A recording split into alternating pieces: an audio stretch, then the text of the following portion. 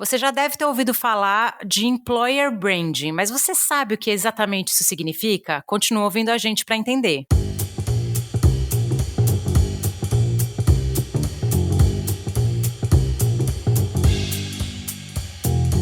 Olá, esse é o podcast Foca no Trabalho, seu podcast semanal, onde a gente fala sobre carreira, trabalho e hoje a gente vai falar sobre Employer Branding. Eu sou a Lê Falsarella. E eu sou a Bru Garcia e nós estamos com uma especialista em Employer Branding para poder trazer para vocês o que é essa palavra, o que significa essa área no mercado.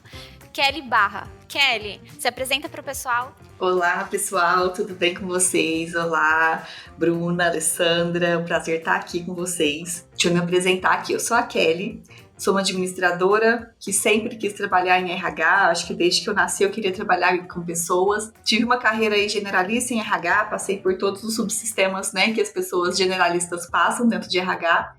E em 2017, tive um desafio na empresa onde eu estava, na época eu estava na Algar, que era implementar, implementar ali Employer Branding. E eu não sabia exatamente o que era um termo que muitas empresas já estavam mais avançadas, mas a Algar não estava. A gente tinha uma visão ali, né, uma realidade em que a gente estava em Uberlândia, a gente considerava a nossa marca forte, né, nossa marca empregadora forte, e a gente não via essa necessidade, mas a gente percebeu que o mercado, essa globalização, as pessoas, né, buscando pessoas em Uberlândia, as pessoas trabalhando aí mais de qualquer lugar, a gente precisava olhar para o nosso Employer Brand. Na verdade, a gente precisava olhar para o nosso Employer Brand, né? Eu vou falar um pouquinho sobre o que é isso. E aí, fui estudar, me apaixonei nessa paixão toda. Comecei a estruturar isso dentro da empresa e, ao mesmo tempo, falei, deixa eu pesquisar, né? Eu gostava muito de Instagram. Fui pesquisar ali Instagrams, não achei muito conteúdo. Falei, então, já que não tem, deixa eu criar e começar a trazer um pouquinho de conteúdo aqui no Instagram. Comecei trazendo conteúdos até muito simples, muito básicos ali de Employer Branding, de recrutamento de seleção.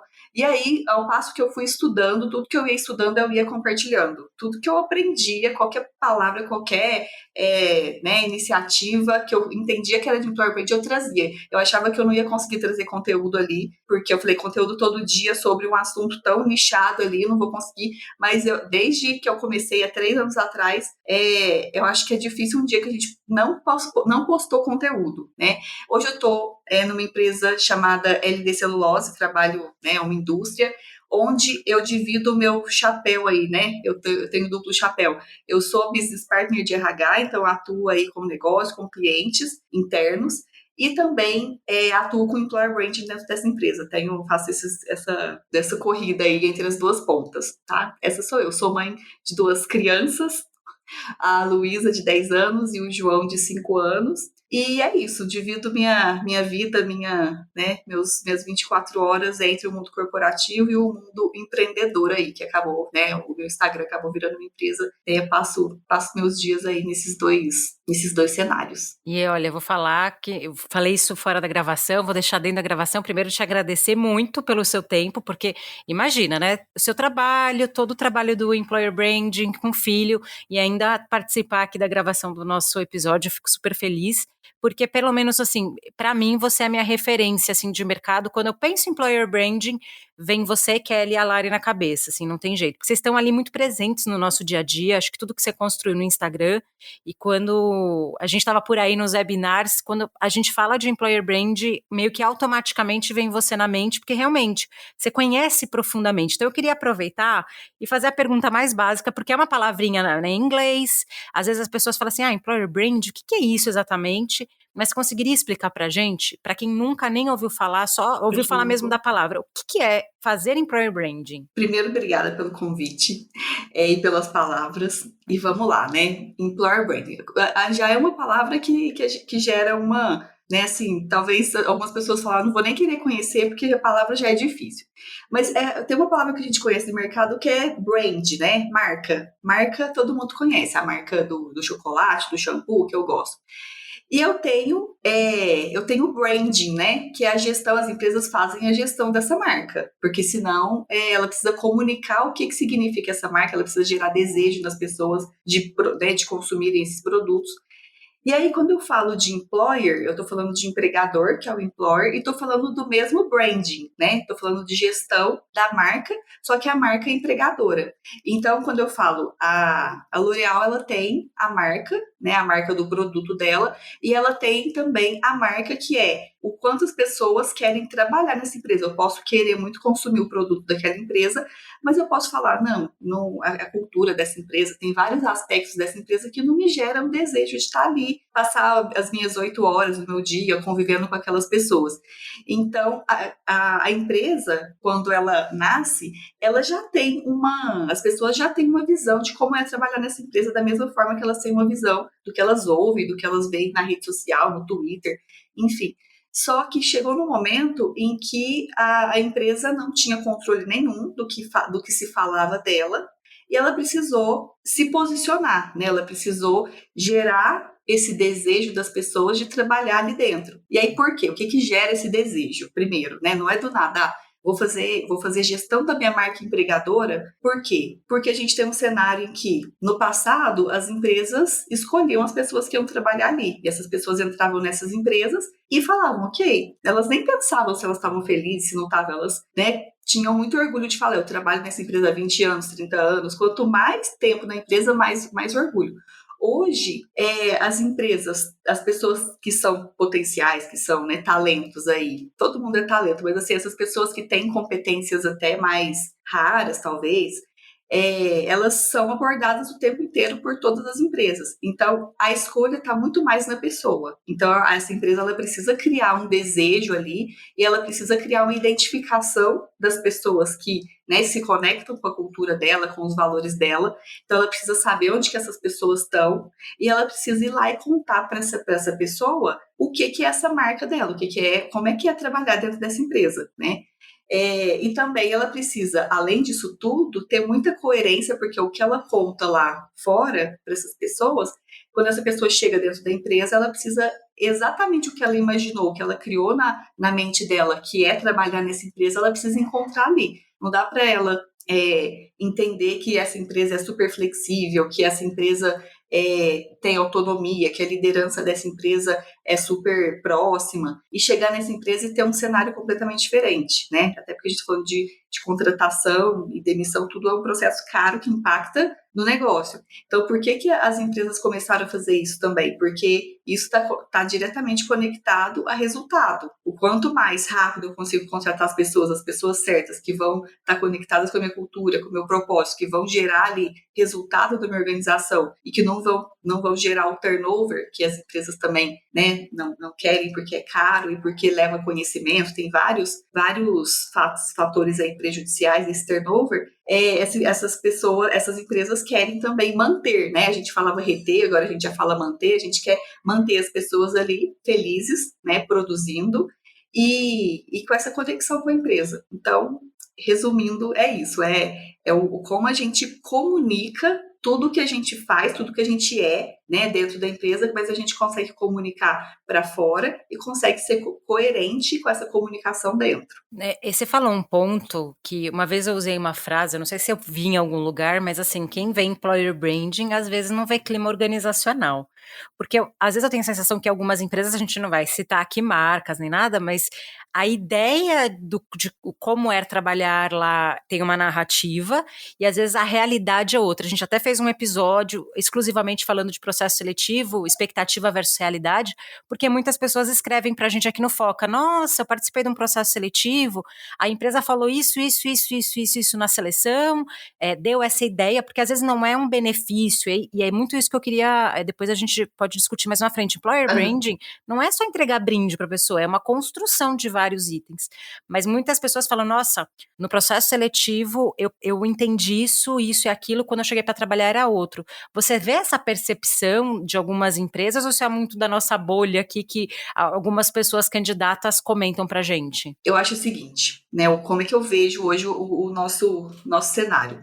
Tem empresas que não conhecem exatamente o que é a sua cultura na realidade. Então, se ela tem um quadro que fala que os valores dela, né, é autonomia com responsabilidade, flexibilidade, foco no cliente, enfim, tenha todos aqueles valores, muitas vezes é isso, esse quadro que ela coloca na página de carreira dela, que ela divulga na sua rede social ali, né, nas suas páginas, ela fala isso para as pessoas ali dentro e as pessoas acabam replicando aquilo. Só que quando a gente faz uma pergunta para essa pessoa, né, tá, essa empresa tem, sei lá, tem muita segurança psicológica. Quando você pergunta para essa pessoa, tá, mas você fala o que você quiser para o seu líder, você, né, com educação, mas você tem liberdade para falar o que você acha dele. Ah, não, aí falar do chefe já é demais. Então, existe uma confusão até dentro da empresa, porque essas iniciativas que a gente cria dentro da empresa, vou lançar um novo modelo de performance, né, que com foco em resultado, não sei o quê.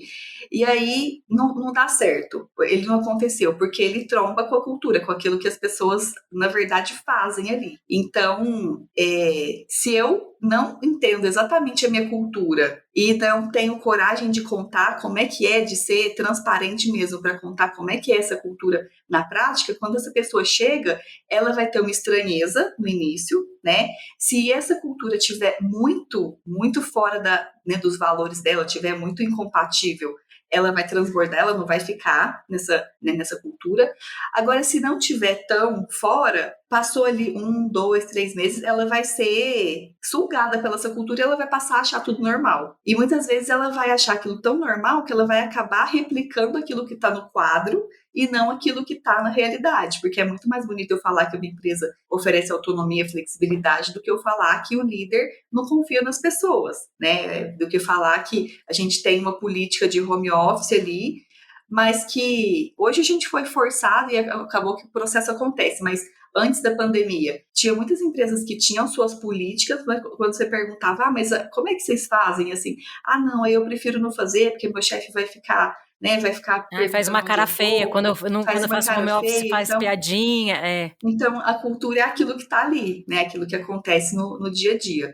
E quando a gente vai contar isso para fora, a gente precisa mergulhar muito, muito forte, que aí a gente vai falar do EVP depois, para entender, para a gente ter um processo de autoconhecimento da empresa, né? Da mesma forma que muitas vezes a gente não se conhece, a gente fala coisas da gente que a gente não tem essa profundidade, a gente pode fazer a mesma coisa da empresa. E isso acontece muito, da pessoa chegar na empresa, ter uma estranheza tão grande, porque ela tá chegando com um olhar de turista, então é muito mais fácil dela pegar essas coisas que, fui enganado, né? E me venderam uma coisa que não era realidade, e aí se arrepender, né? Ou falar, agora que eu já ser tomei a decisão, eu tenho que me exatamente adaptar. tudo igualzinho, até tudo bem, né? Existe uma calibração, existe a própria percepção de cada um, tá tudo certo, mas tem Existe uma diferenças e expectativa da diferenças, pessoa né? também, né? Às vezes a pessoa também cria essa expectativa e constrói algo que na prática é outro, né? Tem a teoria, mas na prática a Sim, vivência é totalmente diferente, né? E aí no dia a dia que você vai absorvendo e vai sentindo essa diferença. E aí exatamente. você até comentou aqui do EVP, né? Que é a proposta aí de valor para o empregador, para o empregado, na verdade, né? Eu queria entender um pouquinho mais, queria que você explicasse um pouquinho mais, Kelly, pra gente.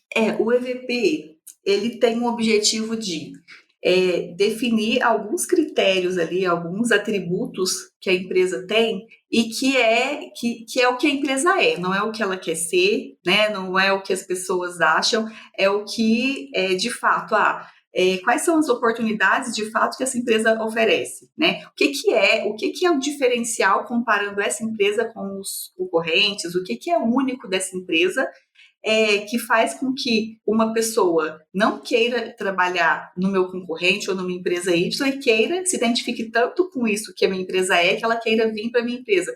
Mesmo que eu ofereça talvez um salário menor, né? Porque se eu falo que dentro do EVP, sei lá, diversidade é um pilar que está totalmente, né, que faz parte, é um diferencial, porque aqui dentro as pessoas são sim como elas são, eu tenho programas que demonstram isso, eu tenho, as pessoas são incluídas, as pessoas chegam ali e já se sentem incluídas, não tem diferença entre as pessoas, isso acaba sendo um diferencial. E aí, quando eu vou contar para fora o que é o meu diferencial, eu vou gerar uma questão tão emocional ali que as pessoas vão vir porque está totalmente conectado, né, essa identificação com o meu EVP.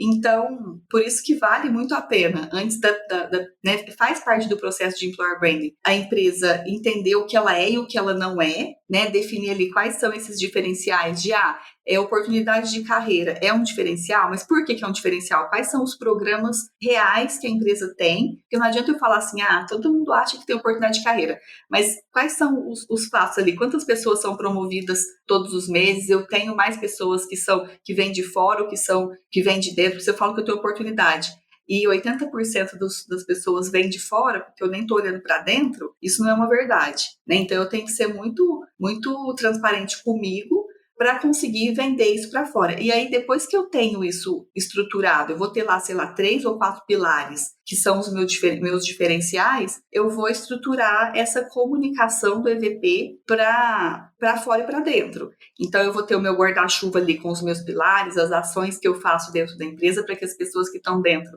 também se conectem e né, eu não tenho a pessoa lá de fora que conhece meu EVP e alguém que está dentro que nem conhece esses diferenciais. Eu preciso contar isso dentro também, ter um storytelling ali, que tudo faça sentido, né? Dentro, na rede social. Então, quando eu conto lá na minha página de carreira que eu valorizo, sei lá, a educação, eu valorizo o que as pessoas como elas são.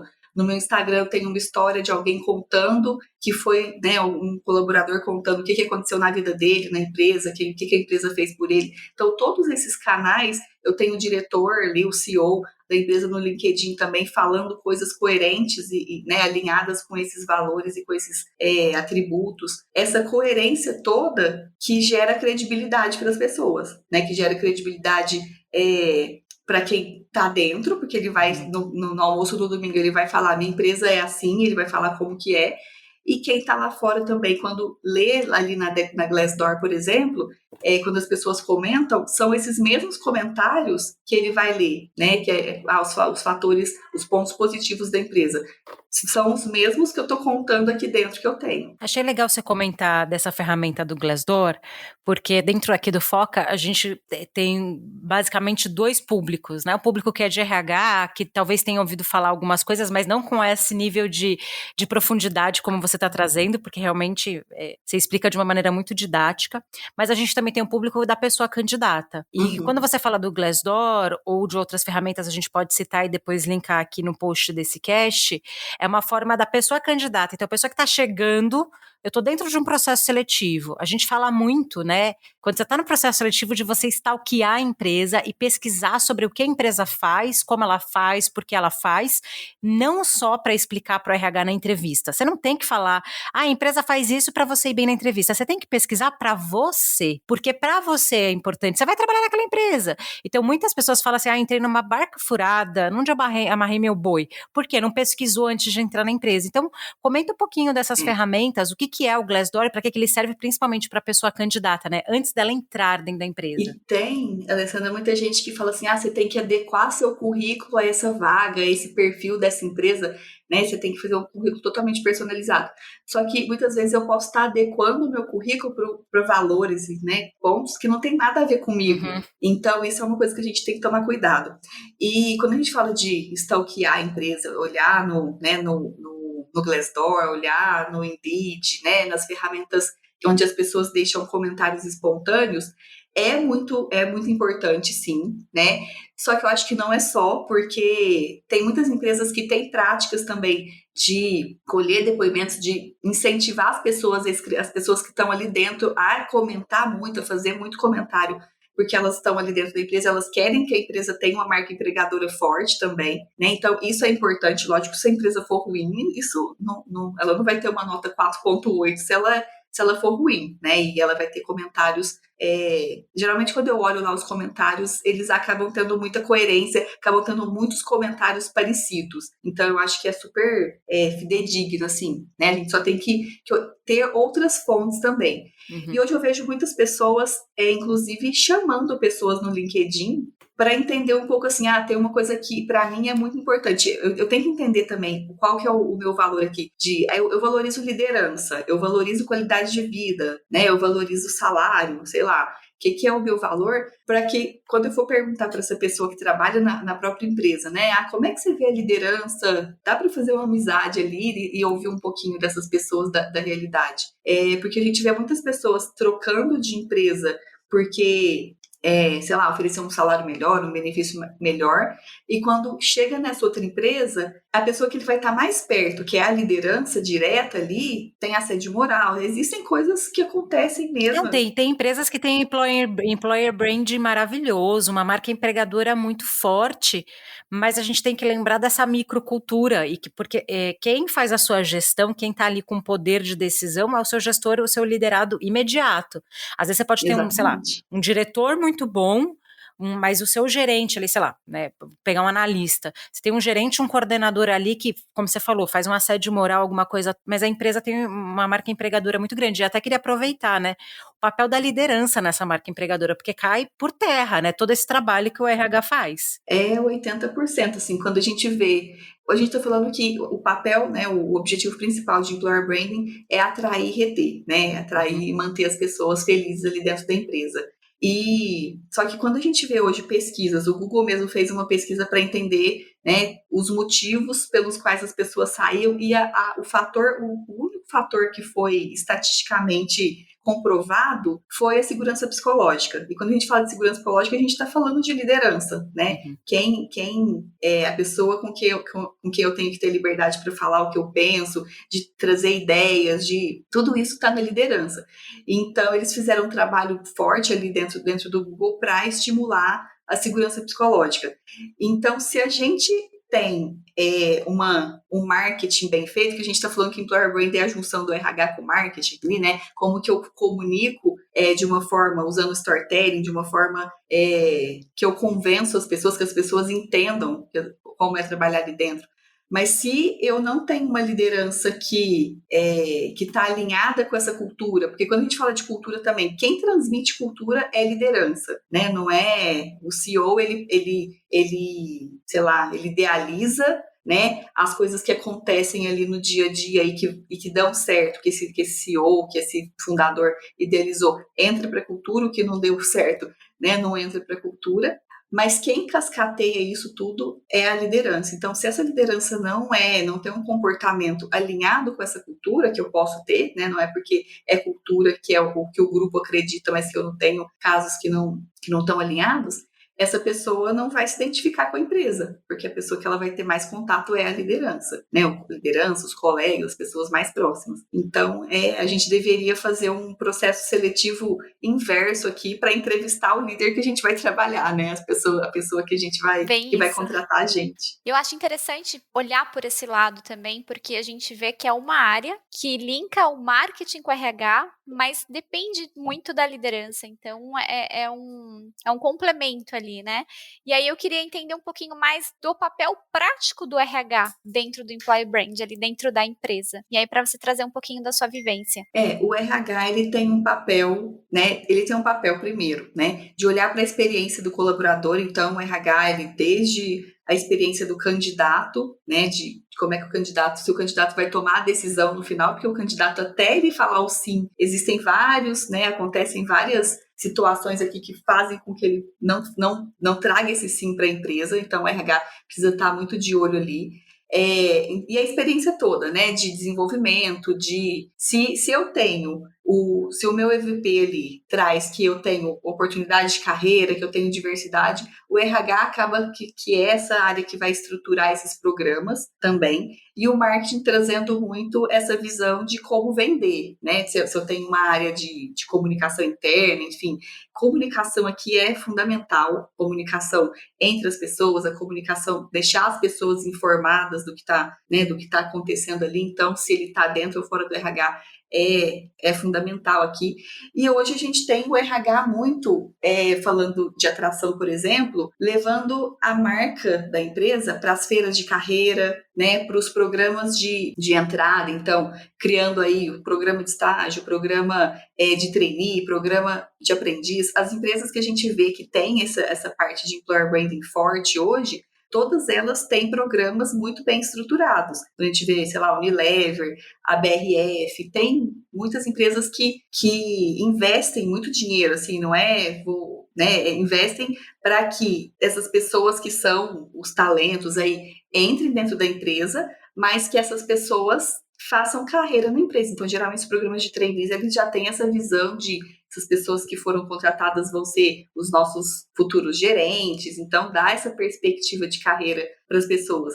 Agora, se o RH não estrutura tudo isso para que tudo tenha coerência, né? Ele participa, o candidato participa de um programa ali, de um processo super estruturado, que ele passa a achar que aquela é a melhor empresa do mundo, e ele entra na empresa e os processos são burocráticos, né? Os processos ele não vê perspectiva de carreira, a carreira é muito lenta e ele tem um perfil mais agressivo, mais ansioso ali, ele não vai ficar. Então, o RH tem o papel, sim, de olhar para essa coerência toda, olhar para os processos, olhar para as políticas, para fazer com que essa marca empregadora seja forte, mas que também seja coerente. Né, os programas sejam coerentes com o que eu estou contando, porque muitas vezes eu uso a área de comunicação, de marketing, para vender para fora, e aí faz um trabalho lindo, mas o RH tem que estar totalmente conectado para fazer ser verdade. Você citou, assim, inúmeras vezes, mas não de maneira repetitiva, porque é o fio, assim,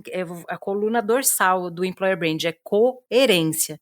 Não adianta a gente vender uma coisa, e quando fala vender, não é no processo seletivo, é num post no Instagram, é no processo seletivo, é na narrativa, e a liderança tem que trazer a realidade. Então, se a sua realidade ela é mais simples, então, vou pegar um exemplo, você sabe que hoje a sua empresa não tem diversidade, não adianta colocar no EVP, na parede, falando que é melhor não colocar. Coloca a verdade, a gente tem, porque com certeza toda empresa tem coisas positivas que se diferem a ela, e aí cabe à empresa, e eu vou dar uma puxada, né, de orelha, que assim, se você não consegue listar coisas boas na sua empresa, você precisa repensar para que sua empresa existe, porque ela precisa de pessoas, e são as pessoas que trazem um resultado, e as pessoas já não trabalham mais só porque elas precisam, é claro, tem uma parte da população, grande parte, que ainda não consegue escolher tanto, mas tem muitas pessoas que querem escolher e não vão entrar numa empresa aleatoriamente, essa empresa tem que estar conectada com os valores dela e precisa ser coerente quando ela chega lá para trabalhar, não tem outra palavra, né, e valor é uma coisa que traz sofrimento quando está muito distante, né, eu valorizo, vou trazer o seu exemplo, né, autonomia, é uma coisa que eu valorizo muito, eu sou uma pessoa que eu trabalho com autonomia, sou muito responsável, faço uma boa gestão do tempo, e aí venderam isso durante todo o processo seletivo, todo o post, temos muita autonomia, a pessoa chega e não tem autonomia nenhuma, ela não vai durar 3 meses, ela vai sair daquela empresa e o que é pior, né, você perdeu um bom candidato, a pessoa de repente pediu demissão de onde ela estava com um sonho, com uma esperança de entrar naquela empresa, e é muito isso que eu queria já finalizar o episódio falando um pouquinho disso, né, da importância disso, porque quando a gente vê a sua narrativa, Kelly, a gente percebe que tudo dentro da jornada do candidato tem employer branding envolvido, é da chegada, antes dele chegar até depois quando ele sai, e isso a gente está falando da vida das pessoas, sabe, e muitas vezes eu vejo as pessoas falando do employer branding, né, eu faço essa piada, né, que, enfim, achando que employer branding é entregar brinde no onboarding, né, mas é muito mais que isso, né, e eu queria muito ouvir o seu input nesse sentido, né, o que você vê dessa área, principalmente agora a gente falando de remoto, de futuro do trabalho, o que você vê no futuro para essa, vamos dizer assim, eu nem vou falar que é um subsistema, para mim ele é o oxigênio que passa entre os subsistemas do RH, sei lá. Eu vejo, é engraçado porque há pouco tempo atrás, antes da pandemia, a gente falava assim, a gente sempre fala que a gente está trazendo diferencial, então se eu tenho o diferencial e os fatores que fazem com que as pessoas venham para a minha empresa, então, o crachá, não sei o que, o dia de levar o cachorro, isso não é um fator decisivo para uma pessoa vir trabalhar na minha empresa, então acaba que ele ajuda nas decisões ali no dia a dia, acaba que gera uma motivação nas pessoas, mas não é um fator decisivo para a pessoa nem vir nem ficar, né? Agora, tudo isso que a gente está falando do onboarding, o remoto, por exemplo, O onboarding remoto, ele passou a ser, as pessoas antes, quando a gente fazia onboarding no passado, ok, eu vou ter todo mundo ali, vou fazer a apresentação. Hoje o onboarding, ele já é um momento de eu passar a cultura da empresa de uma forma muito mais difícil, né? De passar como é trabalhar nessa empresa de uma forma online é muito mais difícil. Então, eu acho que as empresas vão olhar cada vez mais para esse onboarding e falar, tá fazendo sentido? Ele não vai criar e deixar pronto, ele vai criar e vai revisar isso sempre. E um pouquinho do futuro, você acha que essa área vai se transformar muito? O que você vê, assim, de tendência, alguma coisa, assim, mais de... Porque quando eu penso, assim, em futuro, eu vejo muitas possibilidades, mas para mim, essa área de employer branding, assim, eu não conheço tão bem quanto você, né? Por isso que você tá aqui hoje, mas, assim, eu fico pensando, o que é o futuro dessa área? Quando eu falo de recrutamento, eu penso muito, assim, recrutamento remoto, esse tipo de coisa, jogos, outras ATS. Para mim, employer branding, quando eu olho para o futuro, eu não sei o que esperar dele, sabe? Tem alguma coisa que está em alta, que você percebe que é o movimento das empresas? É difícil a gente pensar assim em alguma coisa que vai acontecer no futuro, mas tecnologia, lógico, né? E eu acho que pensar o tempo inteiro na experiência das pessoas, assim, se está fazendo sentido para que as pessoas, para a decisão da pessoa no final. E tem algumas coisas que são básicas, quando eu falei que, sei lá, trabalho remoto não era diferencial, porque todas as empresas podiam ter. Hoje já é um diferencial para as pessoas, né? Oferecer Total. a possibilidade de flexibilidade, de, sei lá, de trabalhar, de escolher. É mais flexibilidade do que o home office, mas de hoje eu quero estar na organização porque eu quero ter, né, quero colaborar, quero olhar no olho das pessoas, agora amanhã eu quero fazer uma atividade mais, né, Mas você sabe concentrada, que eu quero estar ia na minha te casa. fazer tava aqui pensando, que hoje, como o home office ele virou muito do dia a dia, ele meio que, pra mim, ele tinha passado como assim, não é mais tão diferencial, porque hoje meio que mandatório.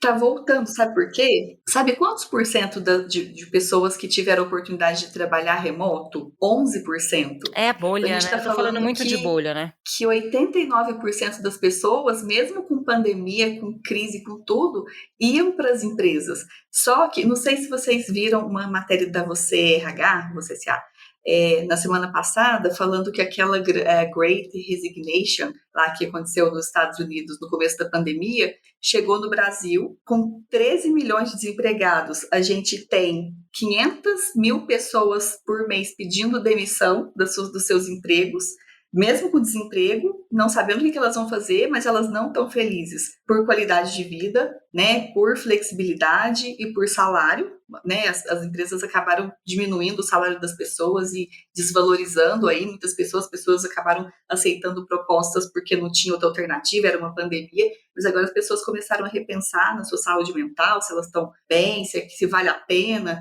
Então, as empresas vão ter que pensar muito nisso, assim, de fazer esse equilíbrio entre como é que eu mantenho a cultura, porque o Google mesmo que tomou a decisão lá atrás, que era tudo remoto, agora já voltou para o híbrido, já quer que as pessoas estejam lá, porque acabou quebrando um pouco do que era a cultura de colaboração.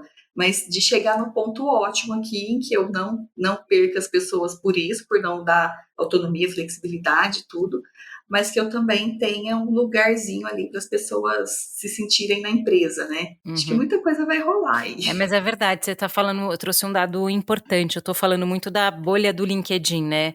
Ai, da home office, mas tem muita gente que tá no presencial, é verdade. E todas essas empresas, tirando as empresas de TI, que não são as únicas, né? A gente tem muitas indústrias aí, muitas outras empresas. Nessas empresas a gente tem, sei lá, o administrativo, que trabalha home office, mas o restante todo que tem que estar na empresa, né? Hoje, sei lá, a empresa que eu trabalho tem 800 pessoas, o administrativo são 70, o resto é operação. E é 100% presencial, né? 100% presencial. E com o mesmo sentimento de, queria mais flexibilidade. Então, como é que a gente vai contornar isso, né? Porque ele está numa operação que ele não acha legal ter mais flexibilidade, mas, né, essas coisas que outros já flexibilidade só para um grupo acaba sendo um privilégio, né? A gente tem que pensar sempre no coletivo. Olha, Kelly, eu de verdade acho que um dos episódios que eu mais aprendi, até acho que eu falei um negócio que eu não gostei do que eu falei, eu vou me pedir desculpar, porque realmente você é uma especialista, às vezes eu fico assim, sabe, nossa, como é rico esse universo. Quero agradecer demais, e aí eu queria que você deixasse as suas redes onde as pessoas te acham, porque realmente você é uma referência, um poço assim de conhecimento, o que é o Employer Brand, como ele funciona de uma maneira muito leve, assim, muito acessível, sabe? Dá pra visualizar o que você tá falando, mesmo sendo algo às vezes um pouco abstrato, né? Onde que o pessoal te encontra? Obrigada, gente, pelo convite, pelo papo, amei mesmo. Uma delícia aqui, queria ficar conversando mais. Me acham, principal rede é o Instagram, Employer Brand _experience. Falei que é difícil, né? Mas a gente deixa linkado nesse episódio. E, gente, eu falei brincando, não sei se você me permite, Kelly, mas você é a rainha do Instagram pra mim. São os melhores reels que tem, porque você consegue equilibrar conteúdo com comédia, é muito bom. E posts, assim, reflexivos, assim, sigam essa mulher, pelo amor de Deus. Obrigada. E no LinkedIn também, Kelly Barra, tô lá também disponível para conversar, para bater papo. Eu queria só, para quem quer estudar mais, indicar esse livro aqui de Employer Branding, da Bruna Mascarenhas. Employer Branding, Conceitos, Modelos e Práticas, tá? Brasileiro, tem poucos livros brasileiros, então aproveitem. Excelente, perfeito. Olha, muito obrigada. Vou deixar as redes do Foca, né? A gente tá em todas as redes sociais como @Foca no Trabalho. Lá existem outros formatos de conteúdo além do podcast, então a gente tem também conteúdo em vídeo, texto, a gente fala de assuntos aí para te ajudar a encontrar um trabalho que você goste. E eu tô lá no LinkedIn como Alessandra Falsarella. E você, Bru? Bom, antes de passar meu LinkedIn, eu quero agradecer a Kelly também, porque eu sempre falo aqui que o tempo é nosso maior tesouro, né? E você disponibilizar um tempo e vir aqui para passar conteúdo, para enriquecer alguém, né? Para passar esse conhecimento, passar esses conteúdos para pessoas que estão interessadas, pra gente é maravilhoso. Então, muito obrigada, Kelly. E o pessoal pode me encontrar no LinkedIn como Bruna Santana Garcia. Estou à disposição também, caso queiram conversar, mandar mensagem ou sugestão de pauta também pra gente trazer aqui pro Foca. Até o próximo episódio, então. Tchau. Tchau. Tchau.